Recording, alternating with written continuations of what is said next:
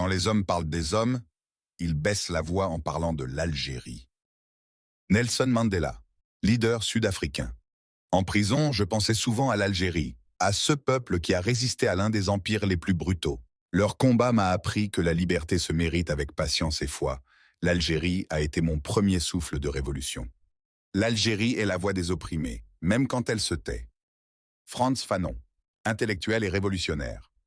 Là-bas, en Algérie, j'ai vu la souffrance devenir révolte et la peur devenir feu. Ce n'était pas une guerre, c'était une renaissance. Le peuple algérien ne demandait pas la liberté, il l'arrachait avec les mains nues. Jamal Abdel Nasser, président égyptien. Chaque balle tirée en Algérie faisait trembler l'empire colonial. Ce peuple n'a pas seulement résisté, il a réveillé toute une nation arabe et toute une Afrique qui dormait encore. Fidel Castro, leader cubain. Ce que j'ai vu en Algérie dépasse la guerre. C'était une foi, une conviction, un peuple entier prêt à tomber pour que naisse un drapeau. Même chez nous, à Cuba, l'Algérie était un exemple silencieux mais puissant. Ho Chi Minh, père de l'indépendance vietnamienne. Le Vietnam et l'Algérie étaient deux frères dans la douleur.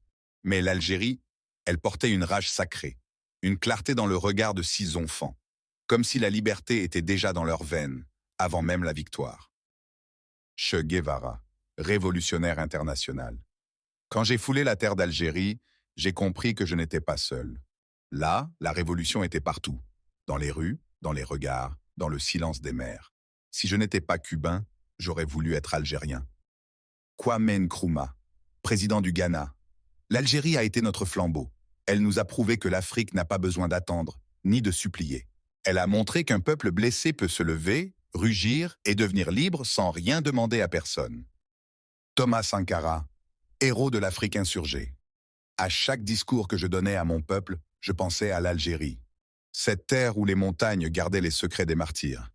La révolution algérienne est un chant triste, mais fier, et c'est pour cela qu'elle vit encore. Martin Luther King, défenseur des droits civiques.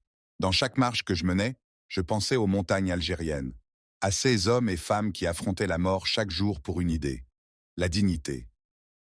Bob Denard, mercenaire français. J'ai vu des guerres, j'ai vu des soldats, mais en Algérie, j'ai vu des ombres se battre.